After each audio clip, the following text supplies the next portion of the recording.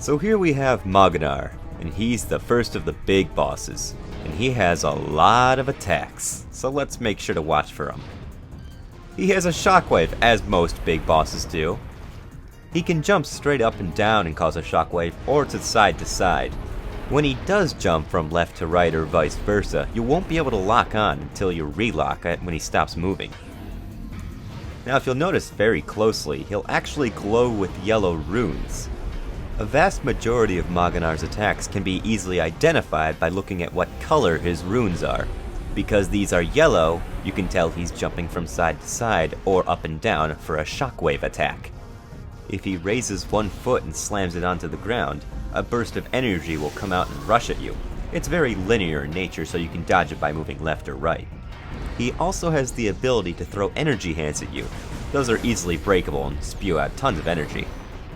Mogenar can also swap the locations of which orbs are where with the use of green energy. Make sure to aim at the proper orb. Another attack he has is spewing a massive laser at you. Doesn't cause that much damage per second, but it's still a little annoying. Take note that Mogenar glows red with runes with this attack. It's really the only real way to identify that he's about to use this laser. There isn't really an easier way to tell. You can also freeze the laser by shooting an ice missile. Then you can unload on all three of the orbs, or whichever is exposed with Phazon. Of course, if you let the Phazon go exposed for too long, he'll try to regenerate himself by collecting orbs. The orbs take a lot of damage, so make sure to use Hypermode on him to break them. And whenever he uses his hands, he glows green just a little bit. But now that the orbs are repaired, we need to go back to square one and break them again. This attack's a bit rare, but Mogenar can also shoot pure green energy at you. They take a couple shots from the power beam and they drop some items. You can identify this attack by seeing the green runes around his mouth, or the purple runes on his body. Though he doesn't seem to do this attack very often. But let's talk about when you damage him successfully and break one of his cores completely. He'll reinforce his feet with Phazon plating, and charge at you. This is the only attack he'll do, aside from a shockwave when he's turning around, which is easily jumped over. He has no other forms of attacks, but at the same time, you can't really do anything to him.